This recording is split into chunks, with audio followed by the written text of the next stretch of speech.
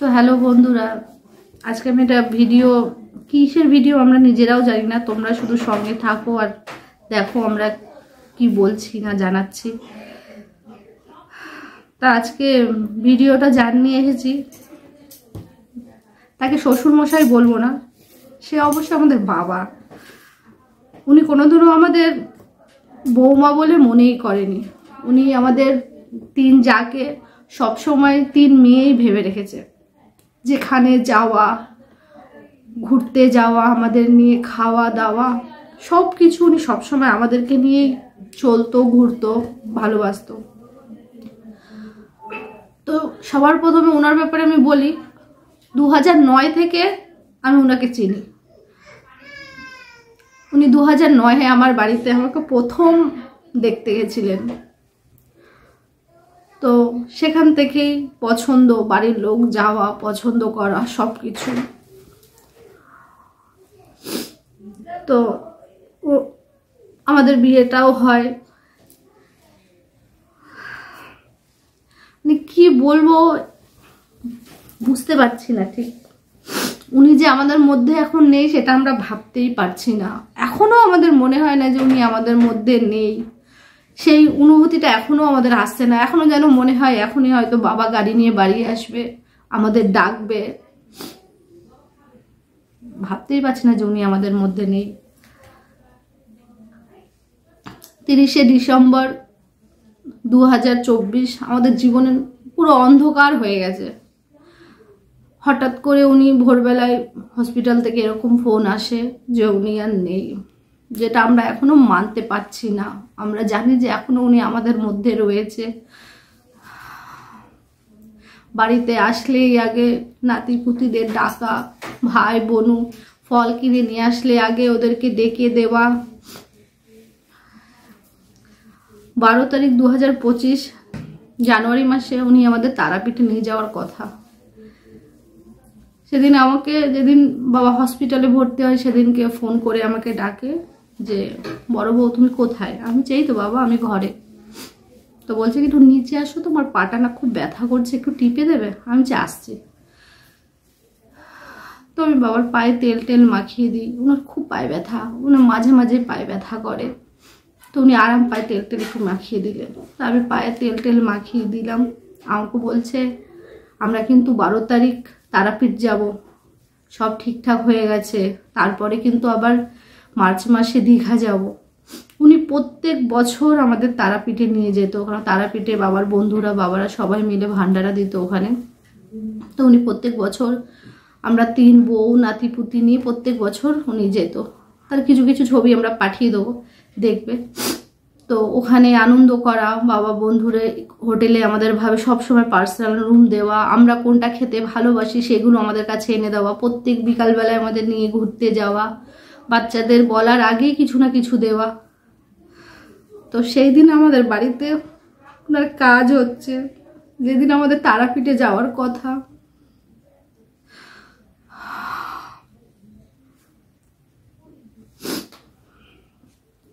আমরা কখনো বলতে পারবো না আমরা যে এরকম একটা বাবা হারিয়ে ফেললাম। কেন আমরা সত্যি ওনাকে বাবার চোখেই দেখে গেছি, উনিও আমাদের মেয়ের মতনই দেখে গেছে।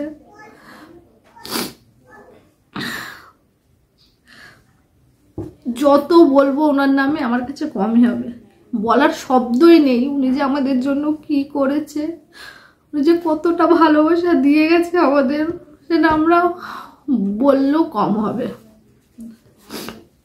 তাই আমার বলার আর কিছুই নেই। তোমরা বাকিদের কাছে শোনো, আমি আর বলতেই পারছি না, আমি আর বলতেই পারছি না। ওরাই আমার এখনো বিশ্বাস হচ্ছে না যে আমার দাদু নেই। কেন বাড়ির একমাত্র মেয়ে আমি, ভাবতেই পারছি না যে দাদু এখন আর নেই। মনে হচ্ছে এখন এসে ডাকবে, সুইটি ফলটা নিয়ে যা, সুইটি 12 তারিখে ঘুরতে।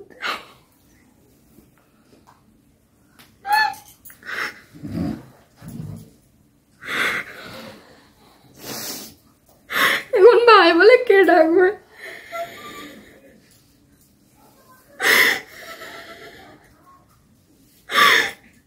এখন আর সুইটি বলে ডাকার কেউ নেই।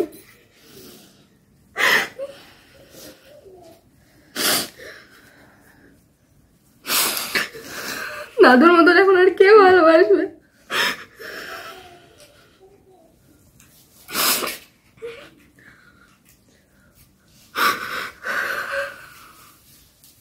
বারো তারিখে দাদুর সাথে তারাপীঠে যাওয়ার কথা ছিল, সেদিন দাদুর খাওয়া দাওয়া। এখন দাদুর মতন আমাকে কে এতটা ভালোবাসবে?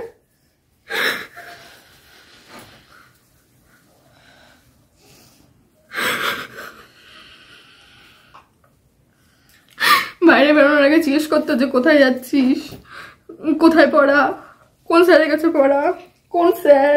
এখন এসব কে জিজ্ঞেস করবে?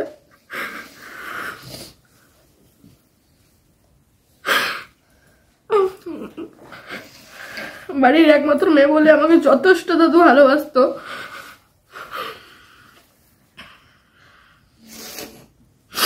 এখন ওরকম কে ভালোবাসবে?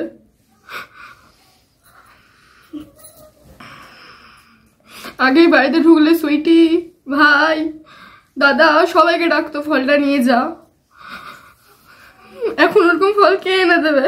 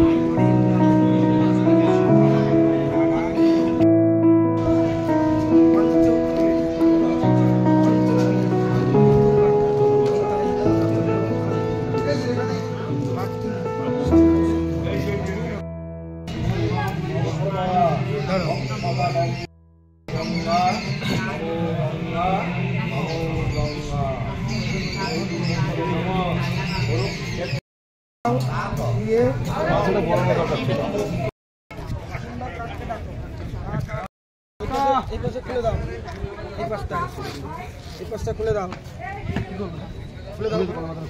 যার পয়সা আছে তো জলে যাও, জলে গিয়ে হাঁটু সমান নামো, নেমে গঙ্গাকে ডেকে 3টে পয়সা করে দিয়ে দাও। গঙ্গা ছান করে আসতো।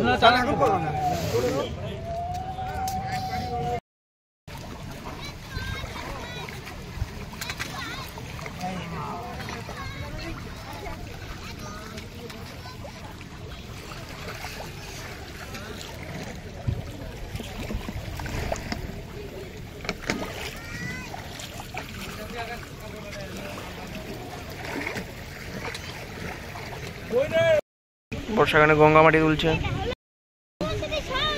তো এখান দিয়ে তো এখানে গঙ্গা মাটি তোলার জন্য দাঁড়িয়ে আছি আমরা সব।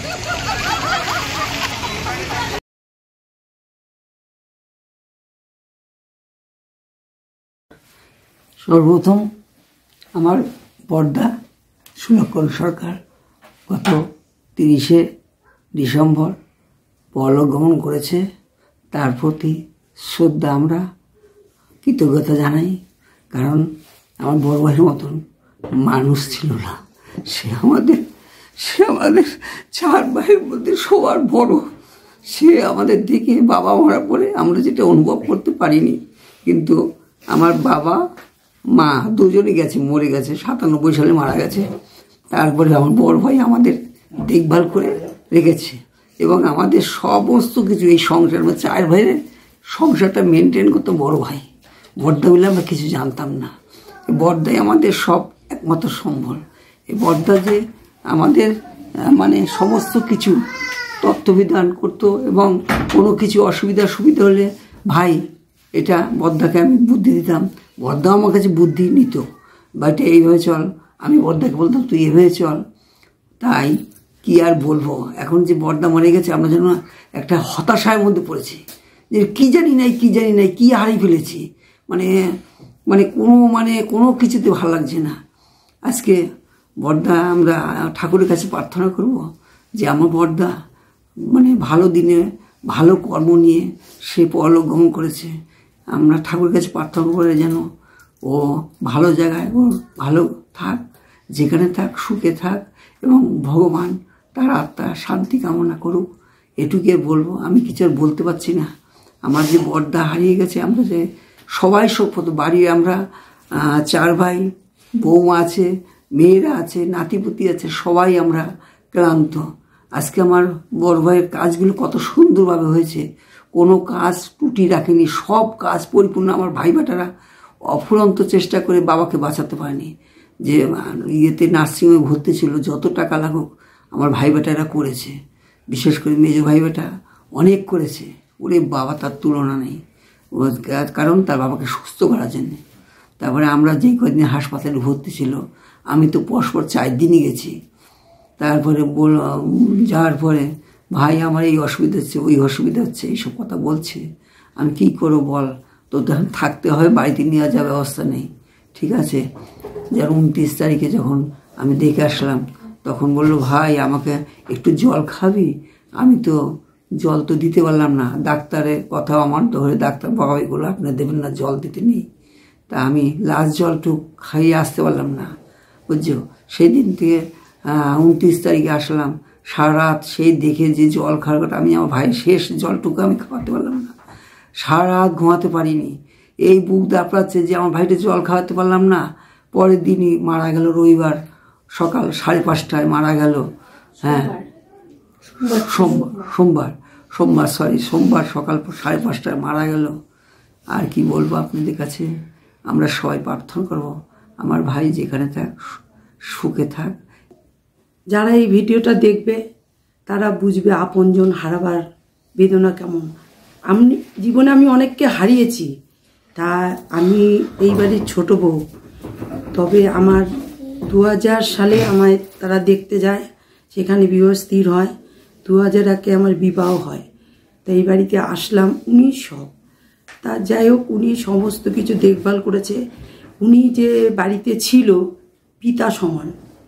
আমি এসে বুঝতে পারিনি, ছোটোবেলায় আমার বাবা মারা গেছে যখন আমার 7 বছর বয়স।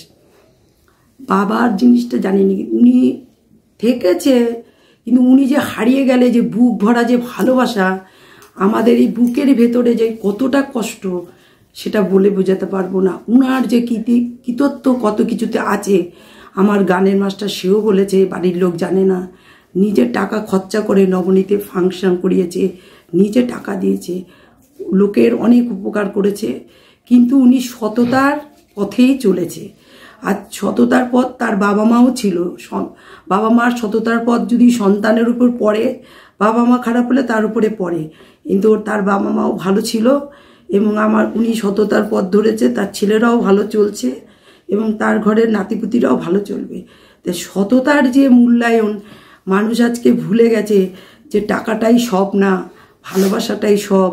সবার কাছে ভালোবাসা রেখে যেতে হয় কিভাবে, সেটা উনি আমাদের যাবার পরে আমি বুঝতে পারলাম। আমি যেই মানুষটা, আমি কাঁদতে ভুলে গেছি, দুঃখ ভুলে গেছি, আমি অনেক এই অনেক কষ্টতে আমি অনেক কিছু ভুলে গেছি, কিন্তু সেইটা আমার কি করে আবার জাগরিত হলো আমি নিজেই বুঝতে পারছি না। তা আমি তো ওনার সাথে অতটা সবসময় বুঝি, যতটাই কথা বলেছি, মরার কিছুদিন আগেও কথা বললাম, লাস্ট একটা বিবাহতে আমরা বসে একসাথে খাওয়া দাওয়া করলাম। কিন্তু উনি যে, আমি ভাবলাম যখন গেল সকালবেলাটা দেখলাম সেটাই যে শেষ দেখা, সেটা তো আমি জানতাম না।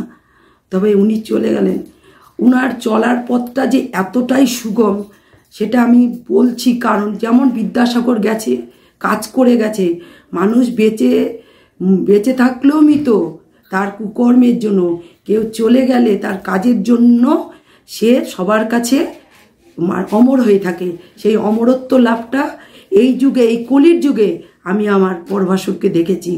কারণ উনি যখন চলে গেছে, মানুষের যে কি কষ্ট, সকালবেলায় খবর আমি বিছানায় পেলাম, তখন দুনিয়ার লোক ছুটে আসলো। সেটা মানে কি বলবো, আমি মানুষকে হাজার প্রার্থনা করলেও আসে না তার সুকর্মের ফল, তার ভালো ফলের জন্য। তারাপীঠে কে ভান্ডারা দিত, যেখানে যার মেয়ের বিবাহ হতো, উনি জীবনে লসের মাধ্যমেই চলেছে, যার জন্য ওনার পথটা সুগম। ওনার যখন শবযাত্রা চলল, আমরা সব মর্মাহত। আমার তো তখন বলার ভাষা নেই, কেন কাঁদছি তাও জানি না। মানুষটা চলে গেল, তখন পথের থেকে লোক ছুটতে ছুটতে কে না সুলক্ষণ চলে গেছে। এই সুলক্ষণ তার মানে কি, তার লক্ষণটাই ছিল সেই সুলক্ষণ চলে গেছে শুনে কোনো লোক আর ঠিক থাকতে পারলো না, যে যার বাড়ির থেকে বেরিয়ে চলে আসলো। পথ চলতি মানুষ শুনতে শুনতে তার দোকান ফেলে, যেমন আমার কৃষ্ণ বাঁশি বাজায় সখীরা ছুটত, তেমনই আমার সখার মতো আমার ভাসুর চলে গেল।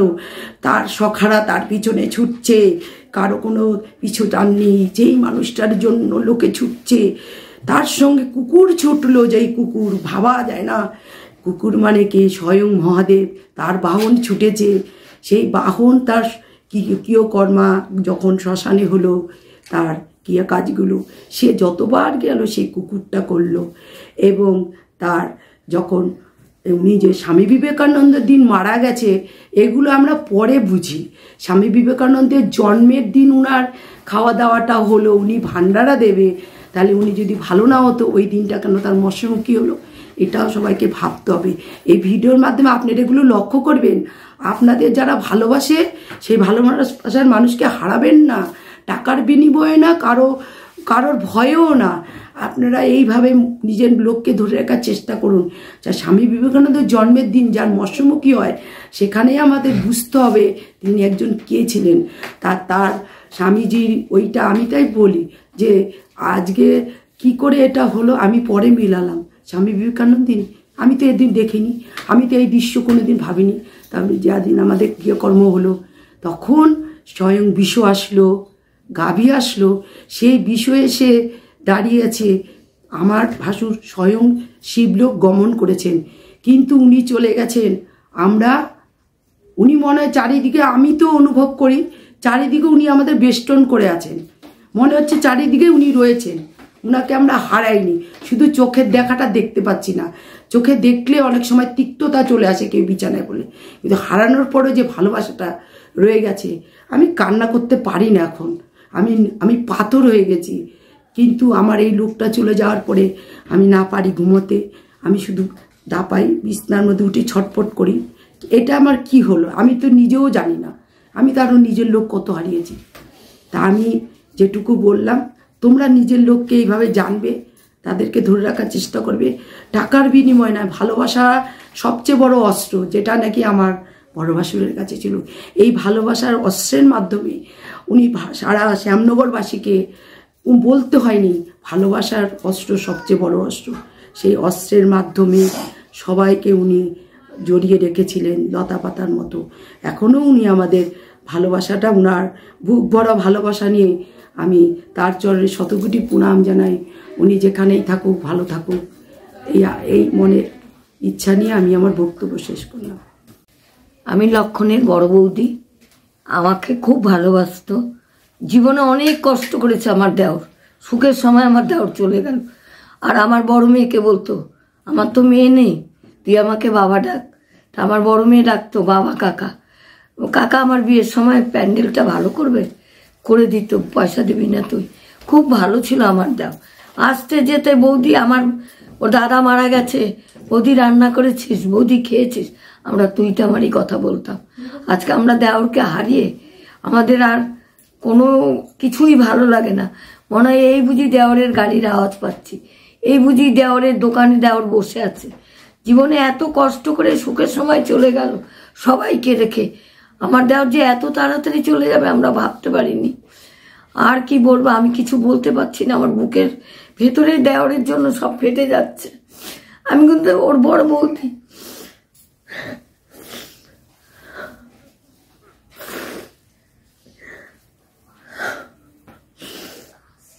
আমি আর বলতে পারবো না। নমস্কার। আমার দাদা সপ্তাহখানিক আগে, এই 2 সপ্তাহ আগে মারা গেছে। আমার দাদার আমি মেজো ভাই। তো যাই হোক, দাদা খুব ভালো ছিল।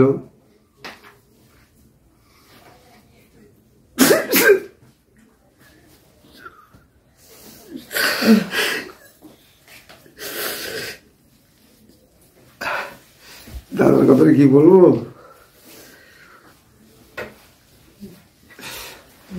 দাদা আমাদের ছোটবেলা থেকে ভালোবাসতো, মারতো, দাঁড়তো, সবই করতো।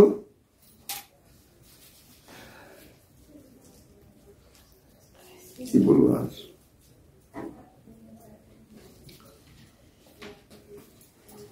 এমনি আমাদের খুব ভালোবাসতো। আমরা দাদাকে খুব ভালোবাসতাম। দাদা আমাদের কথা শুনতো, দাদা আমাদের দাদার কথা আমরা শুনতাম।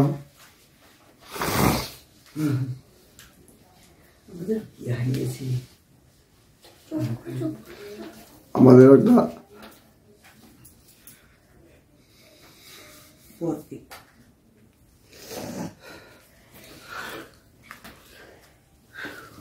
থাকতে তো আর বলতে পারছে না, ও আর বলতে হবে পারবা কি বলতে পারবি, পারছে না।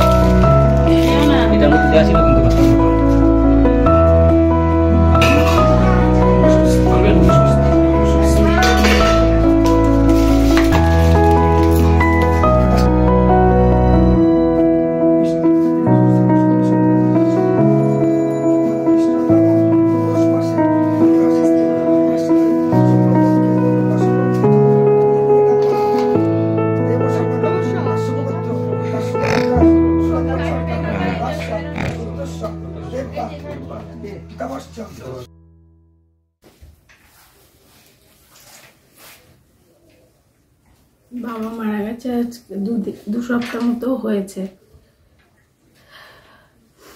উনি আমাদের শ্বশুর মশাই ছিলেন না, উনি আমাদের বাবাই ছিলেন। হসপিটালে গেল, আমরা ভাবতে পারিনি যে ওনাকে আর আনতে পারবো না, কখনো ভাবতে পারিনি।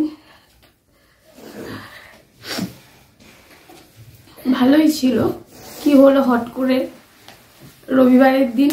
আমি তো দেখতে যাব না, তবুও কাকা টাকা সবাই গেল। মাকে একদিনও দেখানো হয়নি, যে শরীর ভালো না, বাড়িতেই তো নিয়ে আসবে। তা বাবাকে কাকা টাকা বলাতে, দিদি বলাতে আমি গেলাম সবাই মিলে। আমি তো ভেতরে যাবই না, শুনেছি বাবার কথা যে বাবাকে নাকি মানে শরীরের মধ্যে একটু অসুবিধা হচ্ছিল, বেঁধে রেখেছে ভেতরে। তবুও কাকা, ছোট কাকা আমাকে ঠেলে ঢুকিয়ে দিয়েছে। আমি গেছি, বাবাকে গিয়ে দেখেছি হাত দুটোকে বেঁধে রেখেছে, বেঁধে রেখেছে। আমাকে বলছে ফোনটা দাও, আমাকে বলছে আমার গলায় একটু জল ঢেলে দাও, আমি কিন্তু বাঁচবো না। বলছে আমি আরো বাঁচবো না, আমার গলায় জল ঢেলে যাবো। আমি বলছি বাবা এরকম করো না, এরকম করলে তোমার সবাই, আমরা তোমাকে কালকেই নিয়ে যাবো। বলছে না, কেমন করছে, আমার হাত দুটোকে খুলে দাও, আমার হাত দুটোকে খুলে দাও।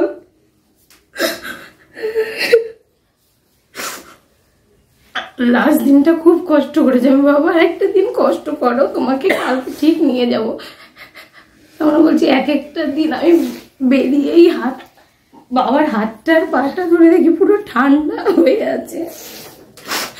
আমি ওখান থেকে শক্ত হয়ে বেরিয়ে আসতে যে বাবা বলছে আমি কিন্তু বাঁচবো না, আমার গলায় একটু জল ঢেলে যাও। বলে একটা, বলছি এরকম করো না, একটা ছিটকানি দিল। আমি বেরিয়ে এসে দিদিকে ফোন করলাম, বাবাকে এখান থেকে নিয়ে যেতে হবে, এখানে রাখবো না। তো বাড়িতে সব রেডি করা হয়ে গেছে, বাবাকে তো আনা যাবে না, কিছু সব গুছিয়ে রেডি করলো, কিন্তু বাবাকে আর আনতে পারলাম না। প্রতিটা মুহূর্তে উনি আমাকে স্কুলে নিয়ে যাওয়া, খেলতে নিয়ে যাওয়া, খাবার দাবার, রাত্রিবেলায় রুটি দাও, ছোট কি করে আর কোনোদিন যাইবে না। আমার হাতের নখটা কেটে দাও, পায়ের নখটা কেটে দাও। সেদিনও হাতের নখটা কেটে দিদি, বলছি বাবা বলছি পাটা কাটলা না, পায়ের নখটা বড় হয়নি, দুদিন পরে কেটে দেবো, আর কাটা হলো না। এত বছরের পড়া দিন টিটু কালকে দিয়ে এসেছিল, আমি হেঁটে আসছি আর কাঁদতে কাঁদতে রাস্তা থেকে আসছি। আমি 2-3 বছরে কোনোদিন হেঁটে আসিনি মাঠ থেকে।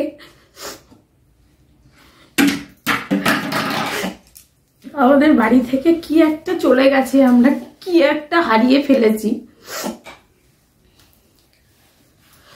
কিন্তু খুব ভালো গেছে, ভালোও আছে।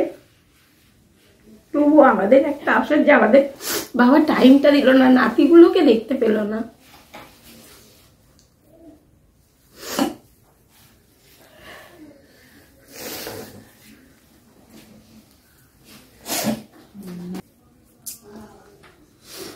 বাবা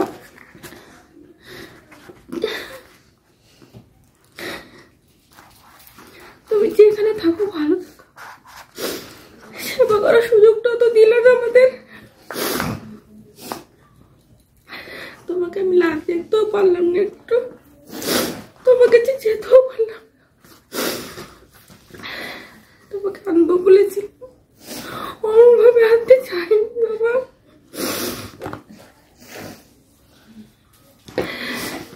তুমি যেখানে থেকো ভালো থেকো, খুব ভালো থেকো।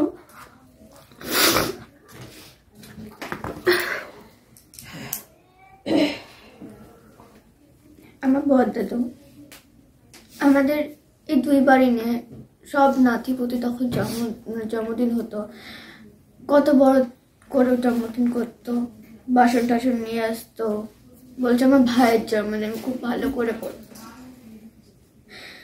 আমার জন্মদিন ভালো করে করেছে, দাদার জন্মদিন খুব ভালো করেছে, সবার জন্মদিন খুব ভালো করে করেছে। তখন হসপিটালে ভর্তি হয়েছে, তখন আমি ভেবেছিলাম আগেও তো সুস্থ হয়ে চলে এসছে, এবারে সুস্থ হয়ে চলে আসবে। তারপর বড় আমার দেখতে গেল, বলল বাবা তো ভালোই আছে, ঠিকই আছে। কালকেই নিয়ে আসবো। বাবা সুস্থ হয়ে গেছে, কেন রেখে দিয়েছে হসপিটালে? আমি কালকে নিয়ে আসবো। ভোরবেলা যেই ঘরে বড়রা থাকতো সেই ঘরে সব পরিষ্কার করে সব কিছু লাগানো হয়ে গেছিল। বড়রা আসবে বলে, কিন্তু এইভাবে আসবে সেটা কেউই ভাবতে পারেনি। কেউই ভাবতে পারেনি যে এইভাবে চলে আসবে। কেন? যখনই দীঘা, পুরী, অনেক জায়গায় বেড়াতো, দাদা, ভাই, দিদি সবাইকে নিয়ে যেত। হয়তো আমি যেতে পারতাম না কোনো সমস্যার জন্য, তখন আমার জন্য অনেক কিছু নিয়ে আসতো। এখন তো আর, তখন আমাদের পাড়ার এখানটা খেলতে যাবো, তখন আমি নিজে ভাবলাম যে বড় নানা আছে, চল ভাই একটু খেলে আসি। এখন তো আর বলা যাবে না, এখন তো আর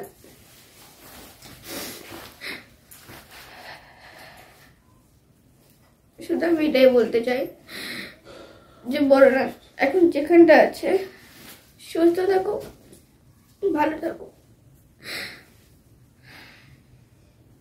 ঠাকুর রক্ষা করো।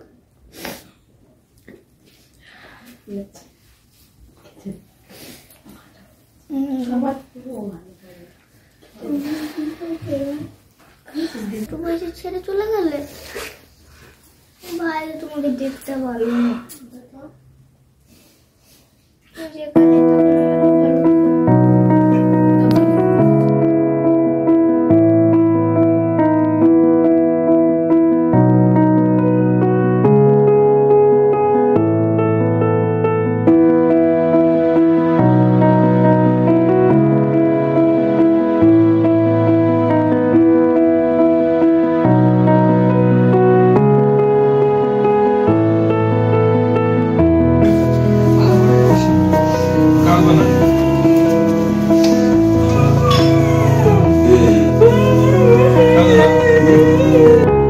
সঠিকভাবে একটু চল।